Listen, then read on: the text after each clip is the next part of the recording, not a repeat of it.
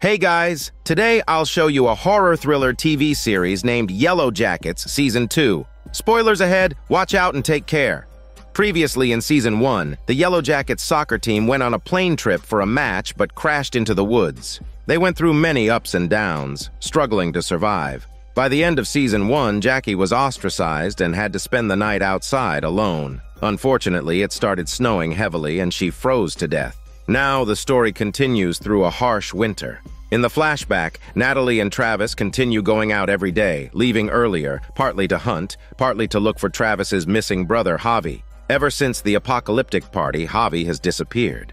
Every time they set out, Lottie performs some kind of ritual for them. Natalie doesn't believe in these strange superstitions, but Travis is willing to accept them. Before they leave, Lottie draws a hookfoot figure on the window. This symbol appeared many times in Season 1, but its meaning is still unclear. The scene shifts to a pregnant Shauna in her self-built shelter, chatting with Jackie, who was supposed to be dead. So, this Jackie is just Shauna's hallucination. Feeling guilty, Shauna spends almost all her time in the shelter, talking to the dead Jackie. It's been about 2 months since Jackie's death. The temperature here is well below freezing, so her body hasn't decomposed, essentially becoming an ice sculpture. Meanwhile, the others endure their own hardships in the cabin. Back in the shelter, Shauna and her vision of Jackie get into an argument, and Shauna ends up pushing her. Shauna is actually fighting with her hallucination. After propping Jackie's body back up, Shauna realizes one of Jackie's ears has broken off. After a moment of silence, she returns to the shelter with a plate of meat, which they're using to store meat rations. Shauna controls everyone's food portions, but today they have to cut back again because the supplies are running low. Natalie marks the day before heading back empty-handed. The scene shifts to the girl named Kristen, who appeared only briefly in Season 1. After finishing her smelly business in the woods, she feels unusually upbeat, singing and dancing in TikTok style as she returns. Unexpectedly, Misty, fetching water nearby, snaps at her, telling her to stop singing in TikTok since they're all going to die anyway. Kristen starts explaining that she's singing to keep herself moving in the freezing weather, as she wouldn't be able to go otherwise. She even offers to teach Misty to sing to lift her spirits. Meanwhile, Natalie brings back the map she's drawn, and the assistant coach adds it to their larger map. They've already searched everywhere nearby. They wonder where Javi could have gone. Even if he died, there should at least be a body. Later that evening, Travis and Natalie are sitting by the fire, lost in thought, when suddenly Travis has trouble breathing, maybe an asthma attack or a panic attack. Lottie rushes over, pressing her hand on Travis's chest, calming her down almost miraculously. Lottie insists that Javi is still alive, to Natalie's frustration. She snaps, questioning Lottie's blind faith, given how unlikely it is after all these months. Just then, Tysa, who was dreaming wet, wakes up, gives Van a couple of pecks on the cheek, which Van misinterprets as flirting, and when she leans in, Tysa suddenly bites her lip. It turns out Tysa was sleepwalking. Van laughs it off. What's a little sleepwalking between friends? The next morning, Shauna retrieves a piece of Jackie's ear from her pocket and eats it. After eating, Shauna returns to her shelter and resumes her conversation with Jackie, apologizing that she ate her ear. Jackie asks Shauna to help her braid her hair to cover that side so no one will see it. Shauna complies, starting to braid Jackie's hair. The people in the cabin are beginning to lose it, watching Shauna talking to a corpse daily. Tysa plans to check on her, but Lottie advises letting Shauna process it at her own pace, noting that the ear hasn't even been digested yet. The group then discovers some smelly excrement in the urine bucket. Nobody confesses, leaving Tysa to deal with it. Meanwhile, Jackie's hair is now braided, and she pushes Shauna to give her makeup. Reluctantly, Shauna begins to apply some powder. Suddenly, Jackie says if she is hungry, she can have some of her flesh, as she pulls out a knife and cuts her arm. Shauna stops her quickly, but Jackie laughs, saying that Shauna is the one holding the knife. At night, Van wakes up and finds that Tysa is missing again. She follows the footprints outside, only to discover that Tysa is sleepwalking, seeing hallucinations of the same faceless figure she often sees. Just as she's about to step off a cliff, Van tackles her, saving her sexy life. Carved into the nearby tree is the same hook-foot figure symbol. Van suggests Tysa talk to Lottie, but Tysa immediately rejects the idea, saying she will never talk to that witch. The next day, Natalie and Travis head out again, deciding to split up and agree to meet at a tree when the sun reaches the mountain's peak. While Tysa is chopping wood, she notices Shauna leaving the shelter and sneaks in, only to find that Jackie has been given a particularly creepy makeup job. She tells everyone that the pregnant Shauna is so twisted now, treating Jackie like a Barbie doll, especially with a baby in her belly. Tysa suggests they bury Jackie, as it's no good to leave her lying around. Shauna explains that the ground is frozen solid and too hard to dig, so burial isn't an option. Maybe they should consider cremation. The group quickly agrees to burn her body before sunset. Meanwhile, Natalie returns to the meeting point, pulling out a worn piece of cloth from her bag, a scrap she secretly took from Javi's luggage. When Travis arrives, she gives him the cloth, pretending she found it in a tree branch and adding a few bloodstains she made herself by cutting her leg. This convinces Travis that Javi has died, likely eaten by animals. Outside the cabin, everyone gathers firewood and moves Jackie's body to the ground. Shauna watches silently as the others discuss whether they should take her clothes off first to save them from being burned. Shauna shouts to stop them from touching her clothes. A scuffle breaks out over this, with Lottie and Taysa eventually pulling everyone apart. Lottie asks the group to leave, giving Jackie a moment of farewell. She removes Jackie's necklace and places it around Shauna's neck, a significant detail as we know from Season 1 that whoever wears it eventually meets a grim fate. They lay Jackie's body on the pyre just as Natalie and Travis return. Seeing the cloth, Lottie exclaims in shock that she can feel Javi is still alive. Natalie pushes her, telling her to cut her bullshit off and stop spinning comforting lies. When Shauna arrives with a torch, they fall silent. After a few murmured words, Shauna lights the pyre, and Travis throws the cloth into the flames as well. They bid their farewells as everyone retreats indoors, leaving Jackie to slowly turn to ashes. Inside, Travis takes Natalie's hand, and things escalate between them. But during an intense moment, Travis sees a vision of Lottie, with the hallucination flickering between Natalie and Lottie. Physically, Travis is with Natalie, but mentally, he's with Lottie. Suddenly, a pile of snow from the trees above falls right onto Jackie's pyre, putting out the fire. Everyone rushes outside, drawn by the scent of meat, and, unable to resist their hunger, they end up eating Jackie. The assistant coach witnesses this, horrified, backing away and eventually hiding in the cabin, even using his cane to latch the door. He thinks he might be next. Soon, Jackie's body is nothing but a blood-stained remnant. Early the next morning, Taysa stumbles upon what's left of Jackie, barely believing it. She asks what happened and if Jackie was eaten up by animals without any of her smelly parts left behind. Van answers they ate her, and Taysa even ate more than she did. Taysa, still in disbelief, tries to deny it, but the meat stuck between her teeth tells a different story. There is no need for her to spit it out because by now it's probably digested. After a discussion, the group decides to move Jackie's remains to the plane wreckage, burying her with the other deceased, making it look as though she perished with them. Natalie packs up the bones and decides to go alone. Lottie hands Natalie a cup of her herbal tea, but Natalie doesn't drink it. Once inside, Natalie tells Shauna not to be sad since Jackie wanted this. She sacrificed herself for them, for her child to live. With Shauna's belly growing, Lottie suggests they throw a baby shower party. The group readily agrees. Misty is excited but clueless about what gift to bring. Kristen suggests she will teach her to sing opera, but in TikTok style. The assistant coach has started hallucinating, likely due to hunger. He's been steadfast in not eating Jackie, though perhaps he has just given up simply because he's unable to compete against others for food with his only one leg. Elsewhere, Natalie takes Jackie's remains to the plane and is mourning when she hears a noise. A white deer appears in the distance, but unfortunately, Natalie misses her shot. That night, Taysa suddenly wakes up from her wet dream with Van beside her, who asks if she can join her. Taysa agrees, and Van follows her outside, saying she's following the guidance of the faceless figure. At that time, Taysa is still sleepwalking, and she walks straight to the tree marked with the hook-foot figure symbol. Van is curious as to how Taysa knew the mark was there, but Taysa ignores her. After some pulling and tugging, Taysa finally wakes up, confused about how she got there, but claims she was following the imaginary faceless figure. The baby shower party soon begins, and everyone presents Shauna with handmade gifts. Misty performs an opera song, though Travis finds it unbearable and steps out to chat with the assistant coach. Upon entering, he realizes that the assistant coach seems off, muttering to himself. Misty finishes her performance to loud applause, growing more confident. Lottie gifts Shauna a child's blanket with the hook-foot symbol embroidered on it. Natalie is appalled and asks why she'd embroider something so creepy. Lottie believes it's a protective charm, leading to an argument. Suddenly, Shauna starts having a nosebleed, with drops of diabetic blood falling onto the Hookfoot figure. A series of loud thuds follow, and the group rushes outside to find dead birds scattered around the cabin. Someone suggests it could be due to magnetic disturbances in the iron-rich soil, disorienting the birds. Lottie insists it's a blessing and encourages everyone to collect the birds. It seems the group is splitting into two factions, those who believe in Lottie's powers and those who don't. No one knows why, but at least they now have food. Shauna takes control of the food distribution. She discovers someone has been stealing, sparking an argument. Some suspect the assistant coach as he's the hungriest. Natalie defends him, saying it couldn't be the coach. The group then blames Natalie for not catching enough game, causing their hunger. They argue that Natalie's lack of success in hunting is due to her disbelief in Lottie's magic.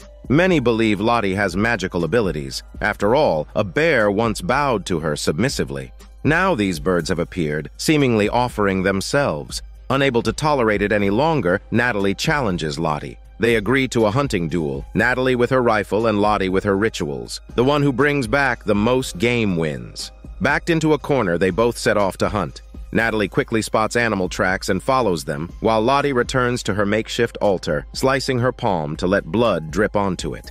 Natalie reaches the lake, frozen solid in the harsh winter. From afar, she spots something in the center.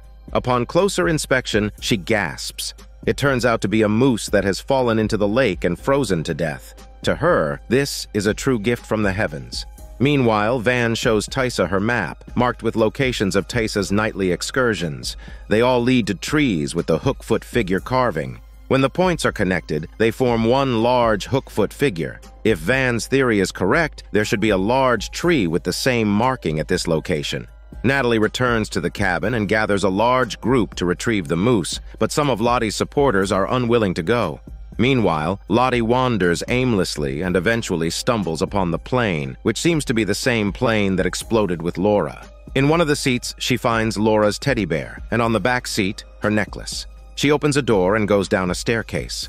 At the bottom is an elevator door, and stepping out, she finds herself in a mall. Her friends, under Laura's guidance, happily head to a restaurant. This must be Lottie's hallucination because she's close to freezing. Laura suddenly yells at her to leave, pushing her heavy body away forcefully. Lottie awakens, dazed, but she can no longer move. Elsewhere, Natalie's group breaks through the ice to reveal the moose, tying a rope to its antlers before trying to pull it up. But the ice is too slippery, and they can't keep their footing. The rope snaps, and Natalie nearly slips into the water as the moose sinks beneath the ice before their eyes. The group heads back, placing Natalie in hot water to warm her. At the same time, Lottie is also discovered and brought back. Once Natalie is revived, she orders Lottie to be placed in hot water and helps to bandage her wounds, apologizing for challenging her, as it nearly cost Lottie her life. They reconcile.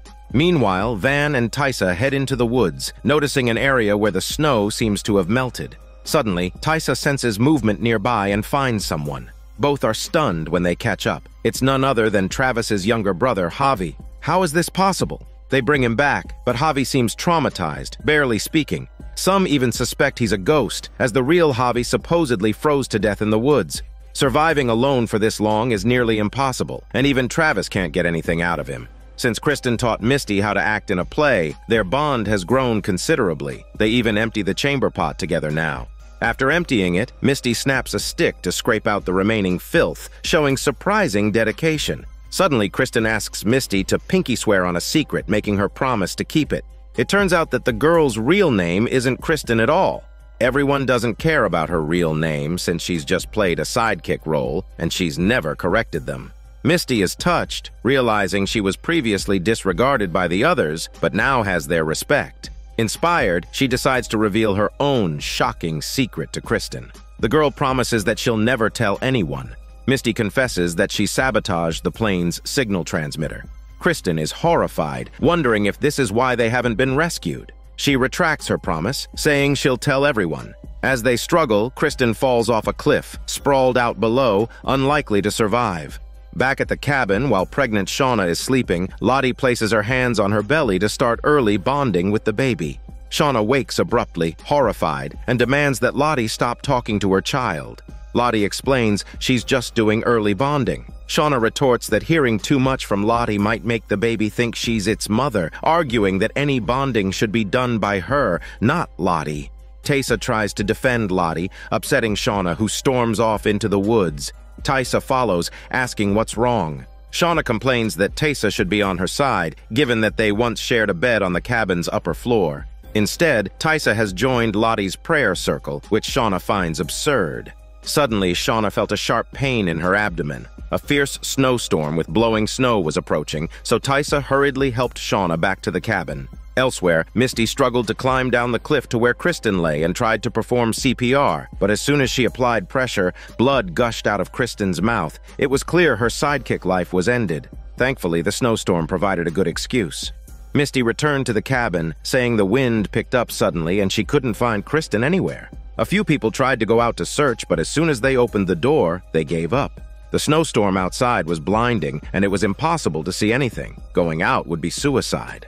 Taysa and Shauna had lost their sense of direction, but felt their way back to the cabin. Fortunately, they found the right path, and both made it back inside. As soon as they entered, Shauna let out a loud chicken scream. She was going to give birth to not a chicken, but a baby. Lottie placed a hand on Shauna's head and began muttering. Shauna pushed her away, saying she needed a nurse, not a witch. The group looked at Misty. She was the only one with the skills needed. However, still traumatized by Kristen's death, Misty was unable to focus. Staring at the blood on her hands, she muttered that she couldn't do it and walked away. Natalie turned to the assistant coach, saying he was the oldest and most experienced. Give it a try. The assistant coach took one look, turned pale, and replied that he couldn't either. Natalie then asked another girl, who nervously petted the small mouse in her pocket and cheered herself on. The girl had secretly kept the mouse as a pet after finding it in the food storeroom. Shauna, confused, asked where the nurse was. The girl replied the nurse went to get some cloth and told her not worry, just focus and keep pushing. Travis took a skull from the wall, dripped some blood on it, and called everyone over to make offerings, little gifts as sacrifices. By now, Travis had fully become Lottie's devoted follower. Meanwhile, Shauna pushed with all her strength, delivering the placenta first. The girl panicked, realizing that wasn't the right order. The placenta should come last. Lottie found Misty and comforted her, telling her not to blame herself for Kristen. It wasn't her fault. Now, she should come do what she is best at, to save that child. Misty finally steadied herself and returned to Shauna's side. Under Misty's professional care, Shauna eventually passed out from exhaustion. When Shauna woke up, she saw her friends smiling down at her, which must mean she had successfully delivered the baby. The baby was indeed born, but it wouldn't nurse, possibly because Shauna had been starving and couldn't produce milk. One night, Shauna awoke to find Lottie holding her yummy child. She took the baby back, struggling to get through another day. The next day, Shauna tried nursing the baby again, and to her surprise, the baby began to suckle.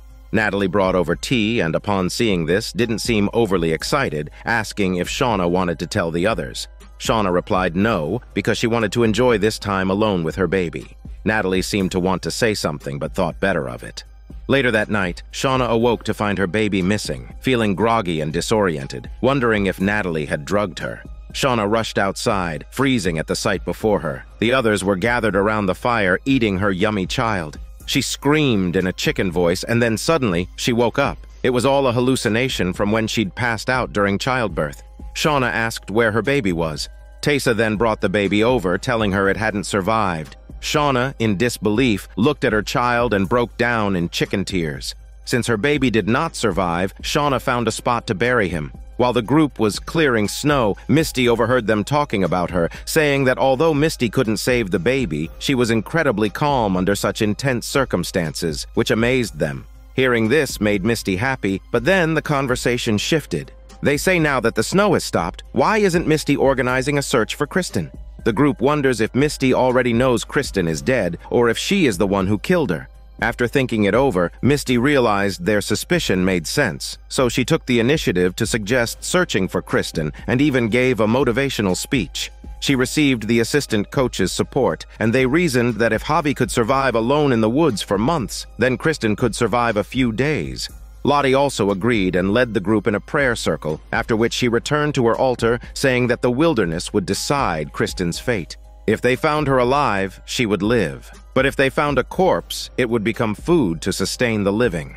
On the way, Misty suddenly began to cry like a crocodile, admitting she feared finding Kristen dead, saying she couldn't handle it. The others suggested she return, but Misty didn't go back. Instead, she headed to the cliff, planning to hide Kristen's body out of respect to prevent it from becoming roasted human ribs. But despite her efforts, the body was nowhere to be found. It had vanished into thin air. Returning, Misty found the assistant coach on the verge of suicide and pleaded with him not to die, warning that the group would eat him if he did. The assistant coach said he didn't mind, but finally, after Misty's insistence, he gave up on the idea. While Shauna was cleaning her blood-stained sheets, she remembered the hallucination where the group had eaten her child. That night, Misty hummed a tune, and Shauna immediately punched her in her greasy face, accusing her of singing the same TikTok song she'd heard in her hallucination. Shauna then explained her vision to everyone. Lottie stepped in front of Shauna to protect Misty, but Shauna, undeterred, punched her too. Lottie, accepting the blows, asked her to hit her and let it out. Shauna's anger boiled over and she landed punch after punch, leaving Lottie bruised and nearly unconscious. On the other side, the girl still carried her mouse and often talked to it. Taysa saw this and asked what she was holding. She grabbed it and realized it was no longer alive. It had somehow turned into a dried mouse. What's going on here? Everyone seems to be losing their minds. Taysa also often saw another version of herself. It seemed they all fell into a shared delusion. Natalie confided in the assistant coach that she felt everyone had changed. She even saw Javi bow to a marked tree. Suspicious, the assistant coach searched through Javi's belongings while he slept and found a drawing of what looked like tree roots. Suddenly, everyone heard dripping sounds. A sidekick girl looked and saw it was all blood, but it was yet another hallucination. Natalie made gloves for Javi, who was delighted but still said nothing. Elsewhere, the assistant coach prepared himself and decided to search for the tree Javi had drawn. Upstairs, Lottie's wound had become infected and she was burning with fever. She told Misty not to waste her if she died. Misty informed the group of Lottie's request, and Taysa declared that they needed a way to survive, even if it meant eating the dead, but it shouldn't be Lottie. After some discussion, they agreed to draw lots. Whoever drew the Queen of Hearts would be the one to sacrifice herself. After several rounds, it was Natalie who drew the fatal card. Natalie made Shauna look directly at her, saying she had to look into her eyes. But face to face, Shauna couldn't bring herself to do it. In the end, Travis pushed Shauna down and urged Natalie to run. Without hesitation, Natalie opened the door and started running. The others blocked Travis with knives, and the group began to hunt Natalie. This was the wilderness's choice, and no one could back out. Meanwhile, the assistant coach, following Javi's map, arrived near where Taysa had found Javi, and he managed to find the tree. Underneath the leaves, he felt warm air rising. He uncovered the leaves and found a large cave, spacious, with signs of a campfire and animal bones on the ground. This spot was far better than the cabin, suggesting that Javi might have hidden here. Meanwhile, the hunt continued. Natalie was clever and managed to evade them. Javi found Natalie and finally told her to follow him since he knew a place. When the others couldn't find Natalie, they began trying to harness the wilderness's power. Taysa heard sounds in that direction, so everyone chased after them. Javi led Natalie across a river as a crowd chased them. Suddenly, Javi stopped. The ice under his feet began to crack, and he plunged into the icy water. Natalie tried to reach him, but Misty pulled her back, saying if she saved him, she would be the one to die. So everyone watched as Javi quickly froze to death. As his body began to sink, the group pulled him out of the water. Van said this was the wilderness's choice. Natalie didn't need to die now. Back at the cabin, Travis was speechless, questioning why the sacrifice had changed. Natalie simply responded that the wilderness had made its decision. Everyone returned to the cabin, giving Travis a moment to grieve his brother. Misty informed Lottie of the news, saying they're going to eat Javi. Lottie was horrified, asking how they could all just let him die. Misty snapped back, saying it was because of her. Misty told everyone that Lottie was pleased with the outcome, and the group, now famished, looked at Travis, who continued to mourn endlessly.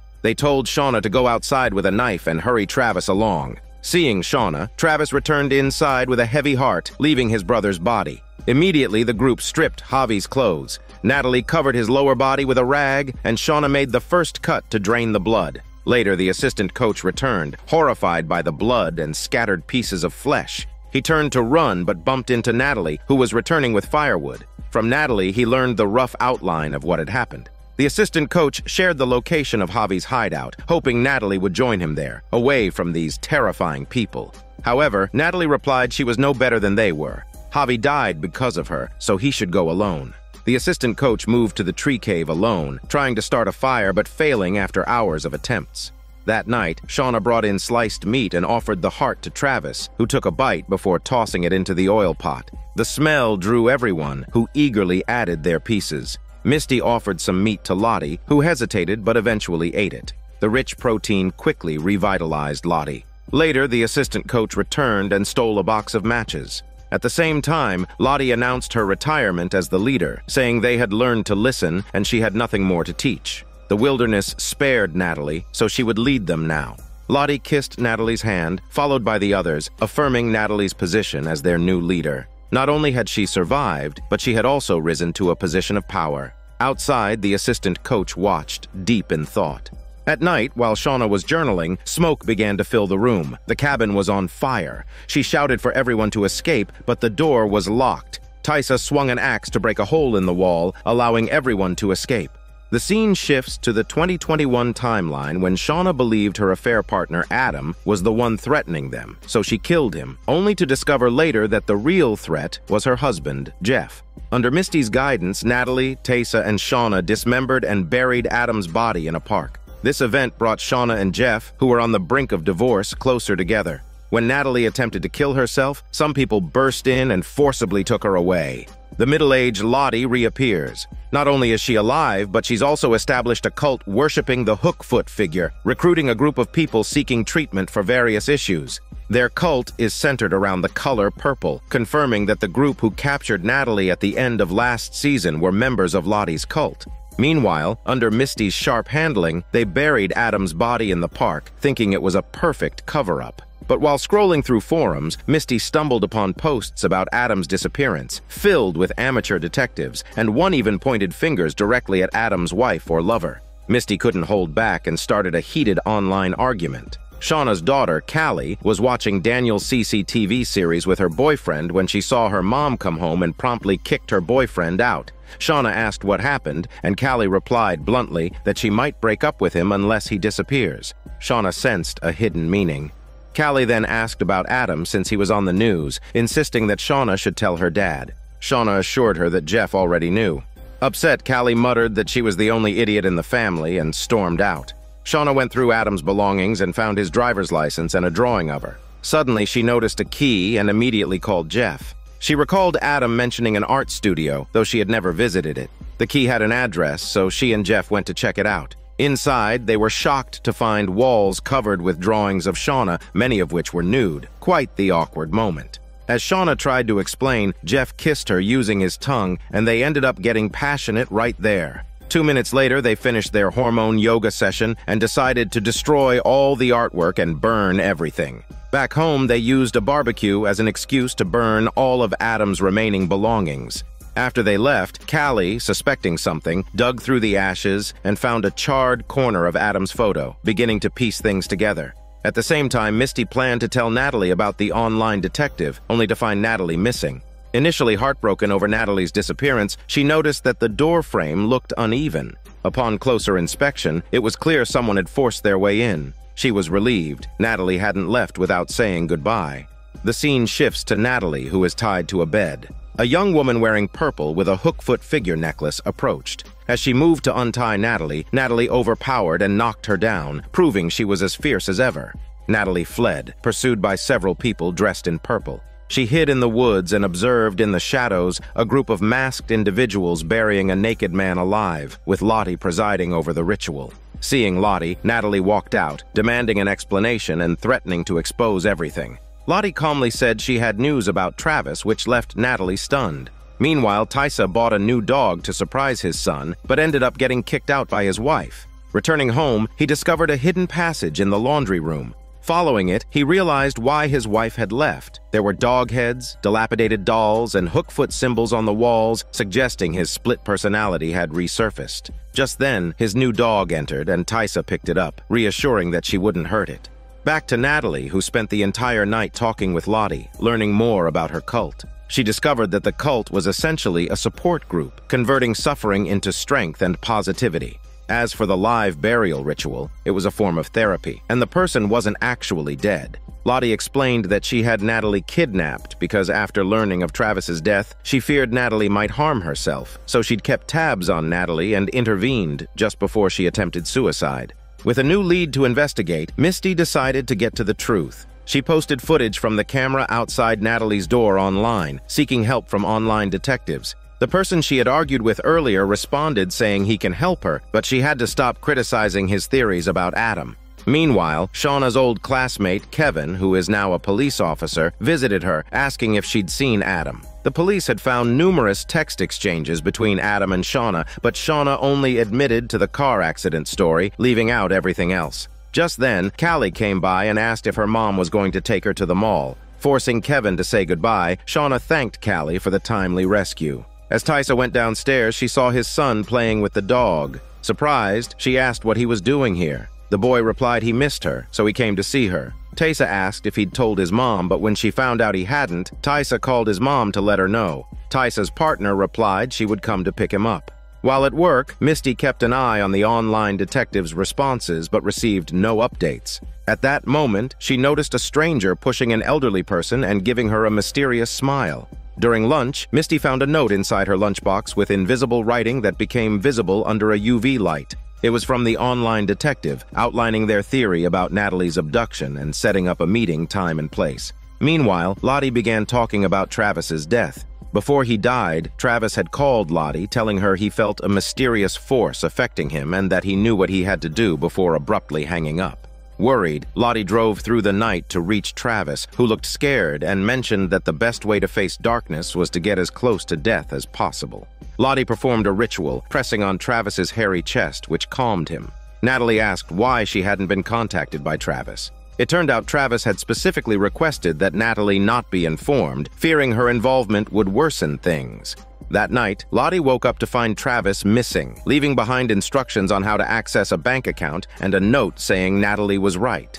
Lottie then went to Travis's workplace, where she found he had arranged candles in the shape of the hook-foot symbol on the ground and was planning to hoist himself up with a crane. He wasn't trying to kill himself, but believed that nearing death would allow him to communicate with some entity.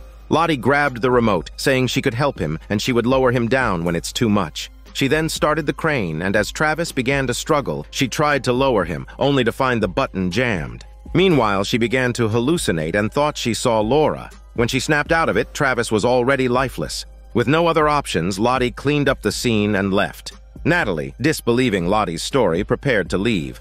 The scene shifts to Callie, who noticed someone staring at her in the bar. She approached him and they started chatting. The man introduced himself as Matt, a police officer. He had been following Callie, hoping to get close to her and eventually obtain Shauna's information under the guise of romance. Kevin, upon learning of Matt's plan, was skeptical of his methods. Tysa's partner arrived at her house, surprised to find the door chained. Tysa let her in and they began searching for their son, but he was nowhere to be found. They decided to check the school, thinking he may have climbed back in through a window. On the way, they got a call from the school asking why they hadn't picked him up yet. It turned out he'd never left school. This might suggest that the boy's visit to Tysa's house is just a hallucination.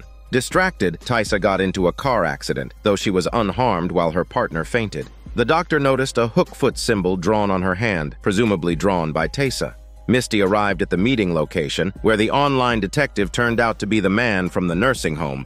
His name was Walter, and he said he might have found a witness named Randy. Misty recognized Randy as an old high school classmate, leaving Walter to conduct the interrogation. Listening in, Misty directed Walter to punch Randy right when he entered, which Walter did before pulling out a small drill for further intimidation. Randy quickly confessed, admitting he'd seen a group of people dressed in purple taking Natalie away that night. The scene shifts, and Shauna and Jeff are carjacked while driving. The attacker pulls a gun, but Shauna quickly wrestles it from him. Jeff and Shauna argue over the gun, but in the end, their car is stolen. Jeff is stunned, asking what if they had been killed. That evening, while Jeff was at the gym, Shauna ordered a rideshare, following her GPS to track down her car. She arrived with the gun in hand and found the car, but the person there wasn't the thief. It seemed the thief had sold the car to him. Shauna only wanted her car back. Seeing her hand shaking, the man wasn't scared. Shauna clarified she was not shaking because she was afraid. She was shaking because she had an intense desire to kill. She restrained herself from acting on that impulse and successfully got the car back. Returning home, Taysa looked in the mirror and saw another version of herself, seemingly saying something, though she couldn't make it out. Meanwhile, Misty and Walter had begun to bond on a yacht. Walter was curious, asking why she kept discrediting his posts about Adam. This is ruining his reputation on the site. Misty made up an obviously fake excuse. Walter then revealed that he'd even pushed an elderly person into a nursing home just to meet Misty, making her unexpectedly blush. Walter had also tracked Natalie's credit card transactions, revealing she was in a far-off location, so he invited Misty to join him in investigating. She agreed happily. Back at the Hookfoot cult, Natalie had stayed for a few days. Initially, she resisted, but gradually she found herself wanting to fit in and even reconciled with the girl in purple. One day, Lottie, who had been keeping bees, found that they had all died, leaving her devastated and triggering hallucinations again. Her mental illness seemed to be resurfacing. Her mental condition hadn't relapsed in over a decade. Before stepping out, she carefully checked to ensure her cabinet was locked. Natalie noticed this and asked Lottie for the keys, saying she and the girl were going outside to set up a honey stall. The cult seemed to share the same set of keys, so Lottie handed them over. Meanwhile, Walter and Misty tracked Natalie's credit card transactions, and they set off by car to reach the location. On the way, Misty began to wonder if Walter's true intentions were connected to the wilderness survival incident from 30 years ago. Walter dismissed this, saying he wasn't interested in their survival tale from 30 years ago. What fascinated him was her unique thought process. Misty blushed again. Lottie visited her psychologist, expressing how terrifying her last psychotic episode had been and asking for help. The doctor advised her to avoid pressuring herself and instead consider what her hallucinations might mean. Surprised, Lottie thought it over and realized there was some truth to going against the grain. Shauna felt her daughter knew something, so she went to her room and searched. She found a condom first, questioning why it wasn't better hidden, and then discovered a fragment of Adam's photo. This needed to be dealt with, otherwise it could spell trouble. Shauna quickly drove to catch up with Callie, who was chatting enthusiastically with Matt, the cop trying to get information from her. Shauna took Callie to a secluded spot and had a heart-to-heart. Callie asked if Shauna was the one who killed Adam. Shauna told her everything, and Callie commented they were filming a drama. Finally, she promised to keep her mom's secret. Walter and Misty took a break at a restaurant. Walter turned out to be a millionaire, thanks to a freak accident where a brick from a construction site hit his head, requiring him to have a metal plate installed. The construction company compensated him with $6 million. They learned from the server that people dressed in purple regularly appear nearby, selling honey at the farmer's market on Tuesdays. Since it was Tuesday, they decided to check it out. At the market, however, they found no one dressed in purple. It turned out the little girl in purple had taken Natalie home to visit her mother. Misty got some information from a nearby vendor about the general location of the Hookfoot figure cult, but since it was late, Walter suggested they stay at a hotel and catch them by surprise the next morning. In the room, both Walter and Misty meticulously sanitized everything and destroyed any fingerprints, even getting in bed simultaneously. They were a perfect match. Meanwhile, Taysa wandered aimlessly until a car stopped by and the driver recognized her, saying he had voted for her and if she needed a ride. Taysa got in. When Shauna returned, she told Jeff that she had already informed Callie about killing Adam. Jeff was frustrated, saying they should protect her as parents, not make her an accomplice. Just then, Callie entered, apologized for her recent coldness, and offered to help cook dinner. The family was now united in their secret. Lottie, while reading thank you cards from patients, suddenly found the Queen of Hearts card. Upon closer inspection, it turned into a regular card. She went to a tree root, cutting her hand slightly. Taysa got out of the car and entered a store where she found that Van was still alive. Van knew why Taysa had come. Her sleepwalking had returned, and Taysa confessed that her condition was serious. Meanwhile, Callie was still seeing Matt. After several dates without a kiss, she challenged him if she got a strike in bowling. He had to kiss her. She bowled and indeed got a strike. As she leaned in, Matt hesitated, saying he didn't want to rush things and excused himself to the bathroom. Growing suspicious, Callie checked the bill, learning Matt's full name and searching it online, discovering he was a cop. Realizing she'd been baited, she set a smokescreen, asking if he knew her mom cheated with her dad's best friend, Randy. Using Randy as a scapegoat, she returned home and told her parents not to worry since she would handle it. Shauna was impressed by her cleverness. Shauna suggested they go with it and hatched a plan. First, Callie texted Matt, hinting Shauna was meeting Randy that evening. As expected, the police would tail Shauna, and with Randy's help, they could stage a believable scene. Meanwhile, Misty and Walter discovered the beehive garden, deducing the people in purple must be here. After a while, someone told Natalie that she had a visitor. She came over and saw Misty, exclaiming what she was doing here and who this guy was. Misty wondered if Natalie was being held here against her will. Natalie explained that she was staying there voluntarily. This was Lottie's place. The two returned to the car to plan their next steps.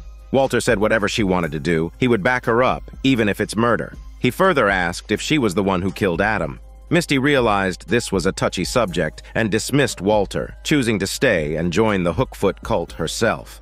Later that evening, Shauna followed the plan and met with Randy. Randy said Jeff told him to stay here with her for a bit and not do anything or touch her sexy body. Randy didn't fully understand the situation, but based on recent threats, he suspected it was connected to Natalie and the people in purple. Shauna, feigning nonchalance, pulled out a condom, suggesting they get started. Randy was stunned and said Jeff didn't mention this. Shauna reassured him, "It's just for show. Just take it and go pretend in the bathroom."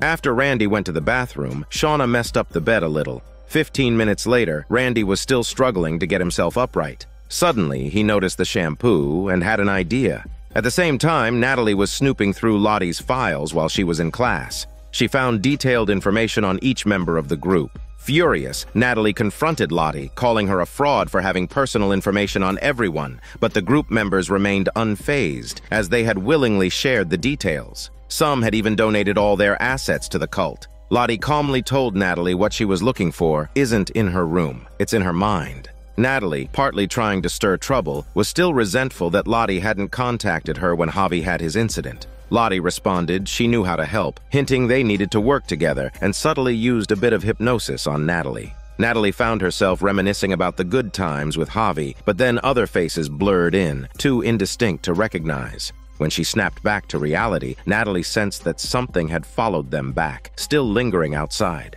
She leaned on Lottie, who turned to see her shadow forming into antlers, the mad queen within herself threatening to return. Elsewhere, Shauna and Randy exited the room one after another. As expected, the police were watching outside, and Matt decided to inspect the room. In the bathroom, they found the condom, and Matt even gave it a sniff, remarking that it smelled like strawberries. He deduced these two were messing with them. Suddenly, Kevin realized if they're messing with them, then Matt had been exposed. Matt realized it too, but shrugged, saying, "It's fine." At least they proved Shauna and Randy were innocent. The scene shifted to Tysa, who suddenly kissed Van. A moment later, she pulled back, saying they shouldn't be here, and walked away, leaving an unsettling feeling behind.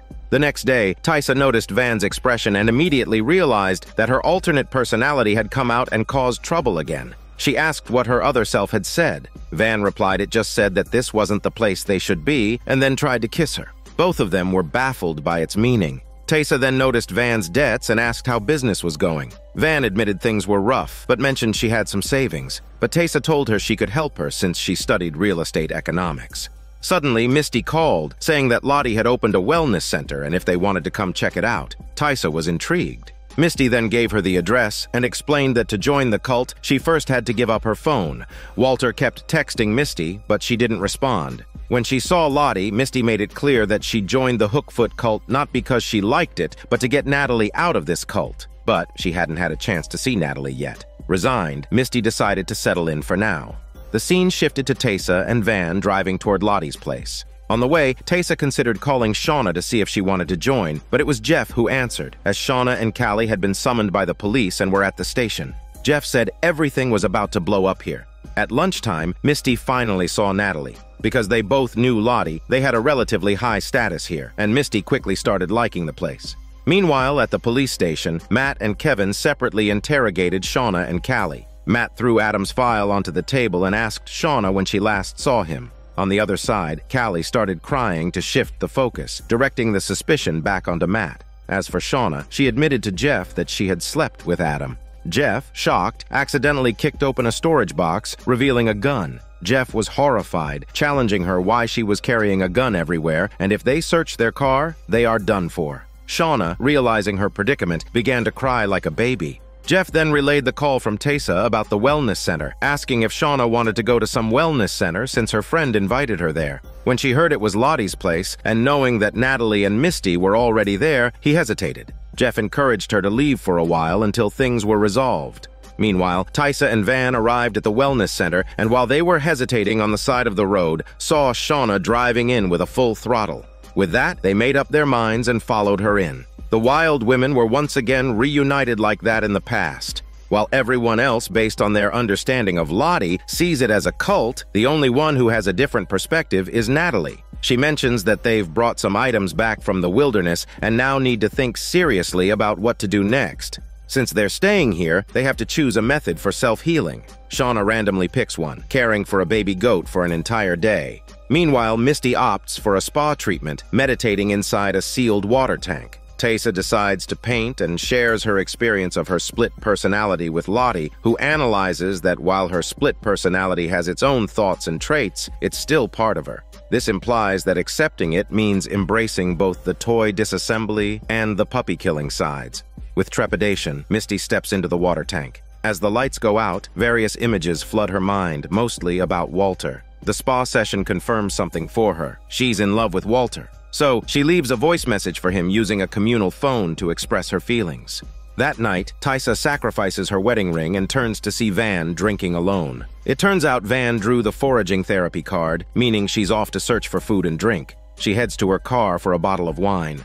As they gaze into the endless darkness and chat, memories resurface, leading to a passionate kiss. Suddenly, Van pushes Tysa away, stating they can't do this. They had something when they were kids, but they didn't really know each other now. Plus, she had cancer and wouldn't be around much longer. Before Tysa can process this, Misty interrupts them, announcing that Natalie has called a meeting. Meanwhile, Lottie is seeing a therapist. She expresses joy at being reunited with her friends, but also feels overwhelming fear. The illusion of the Antler Queen tells her she should keep hunting, just like in the wilderness. Shortly after, someone calls Lottie, and she rushes to join her sisters, finding the others chatting and joining in. After a few rounds of drinks, the conversation flows freely until Natalie suddenly asks how much they remember about what happened over 20 years ago. It turns out everyone has only vague memories. Lottie responds, it's not that they can't remember, it's that they've hidden it away. Those dark times have morphed into illusions, addictions, or illnesses. They've changed, but never truly left.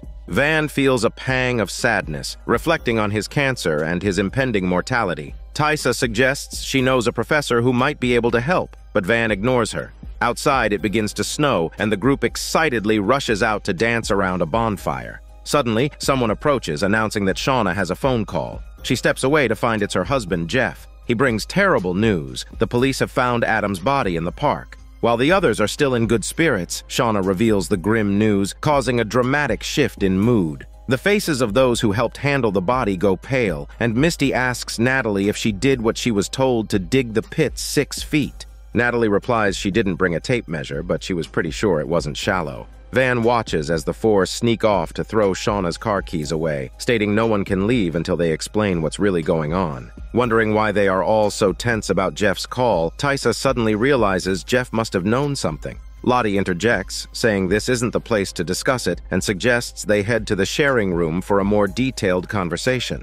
Meanwhile, the police have officially identified Shauna as a suspect and started searching the house. Kevin dumps a pile of dismembered body photos onto the table, saying the precision of this dismemberment is nearly surgical. They even used something to remove Adam's tattoo.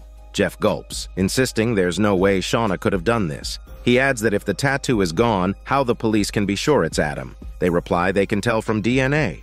Jeff remains silent, saying without her lawyer, he has nothing to say. On the other side, the main group holds a small meeting in the sharing room, each revealing their own secrets. That's when they learn that the lawyer investigating them previously was actually sent by Tysa. At the time, she was in the middle of an election and feared everyone's secrets might spill out. Misty tells them not to worry because she had taken care of the lawyer. Shauna mentions that someone was looking into Randy, to which Misty admits it was her and Walter. They even found out from Randy that Jeff was the one threatening them. The group turns to Shauna, asking if her husband is the one sending them those threatening postcards. The scene cuts to Walter working on a jigsaw puzzle at home. This one's probably 10,000 pieces. Suddenly, he gets a reply from an online friend, breaking the news that police have found parts of Adam's body. Realizing Misty might be in danger, Walter decides to pass some information to the police. Meanwhile, Jeff comforts Callie, telling her what's happened is the result of their mistakes. It shouldn't be her burden. He even tells her about her mother giving birth in the wilderness. Callie reacts, surprised to know that she has a brother. Back in the sharing room, Lottie suddenly brings in a bowl of tea, proposing that if there are disagreements, they should leave it to the wilderness to decide. Among the cups is one containing poison, and they'll let darkness choose who lives. Each has their sins. Taysa nearly caused her family's death and killed her own dog. Shauna and Misty have killed people. Natalie is an addict who tried to take her own life, and Van's soul is already shattered. After that, Lottie raises a cup to drink, but the others quickly stop her. Shauna suggests this isn't the way. They should go on a hunt instead. Lottie agrees, remarking that whatever had resonated with them before is still lingering. Hugging Shauna, she says she thought she was the only one who felt this way. Taysa also joins in, saying they can't keep resisting this force. The group agrees. It's time for their own hunt. Lottie, visibly excited, leaves to prepare the grounds, telling them to meet in the woods tomorrow night. Once Lottie is gone, the group decides they need to humor Lottie for now, but find a way to stop her before things go too far. Misty sneaks into Lottie's room, opens a drawer, and retrieves her phone to call Walter for help.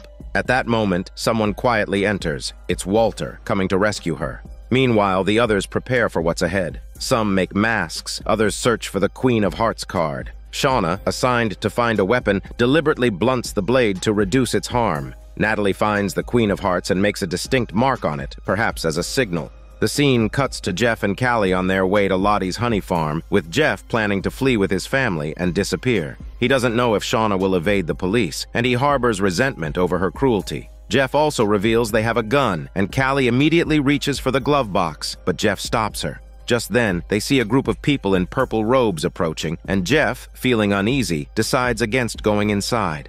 After the police followed them in, 2 officers entered the house to investigate. Kevin ran into Walter, who had done his homework but acted as if he was meeting Kevin for the first time. He even poured Kevin a cup of tea. Meanwhile, Jeff and Callie slipped in through the back door and saw Kevin talking with Walter. Jeff instructed Callie to find her mother while he stayed behind to deal with the police. Jeff approached and, in an attempt to deflect suspicion, confessed he had killed Adam because he found out Shauna was cheating on him with Adam. Just as he was saying this, a cop suddenly collapsed. It turns out Walter had drugged his tea. Walter whispered for Jeff not to turn himself in. He knew Jeff didn't do it. He then asked Jeff to help move the cops somewhere else. Elsewhere, Taysa made a call to arrange for a crisis intervention team, planning to have Lottie committed to a psychiatric hospital. Darkness fell, and the group placed their masks on a tree trunk as Lottie finally appeared. She announced the time has come.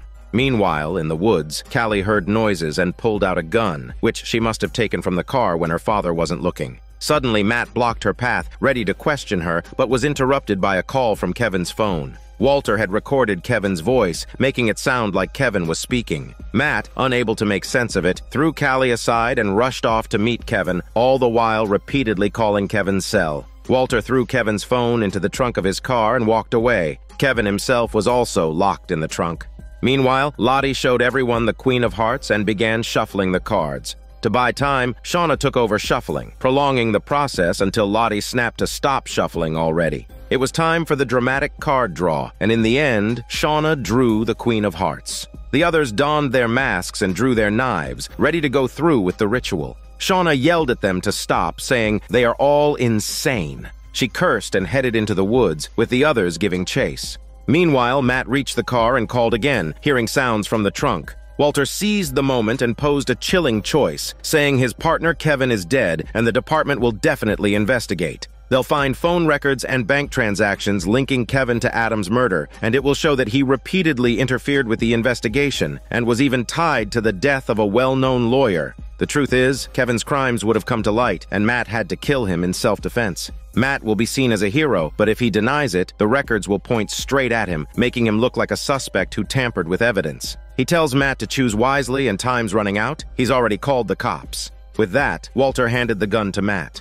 In the woods, the hunting ritual was in full swing when suddenly Callie burst out and shot Lottie. Lottie looked at Shauna and was amazed by her powerful daughter. Shauna asked Taysa, where's the team from the psychiatric hospital? Taysa admitted they were not coming. This was Van's idea. She thinks the hospital won't help Lottie and will only make things worse. Besides, Lottie is like this because of them. The little girl holding a hunting rifle confronted Natalie, asking if she killed anyone. Natalie hastily replied she hadn't killed anyone. Meanwhile, Misty secretly held a syringe behind her back. Suddenly, Misty fell into a trance and attacked Natalie with the syringe. She came to her senses, horrified at what she had done, saying there's nothing they can do because this drug is her own concoction. It has no antidote. The others could only watch helplessly as Natalie died. In her final moments, Natalie's thoughts drifted back to the plane, where a younger version of herself and Lottie appeared. Natalie took her last breath, and medical personnel arrived to take her away, also escorting Lottie off the scene.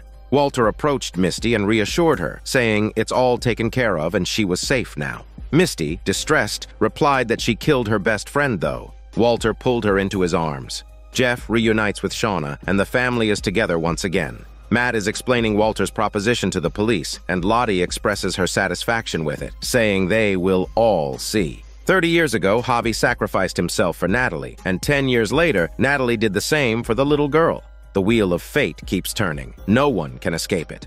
Shauna glances at Callie, noticing her eyes brimming with endless anticipation. And with that, Season 2 comes to a close. This is Daniel CC Movie Channel. Stay safe and enjoy your day.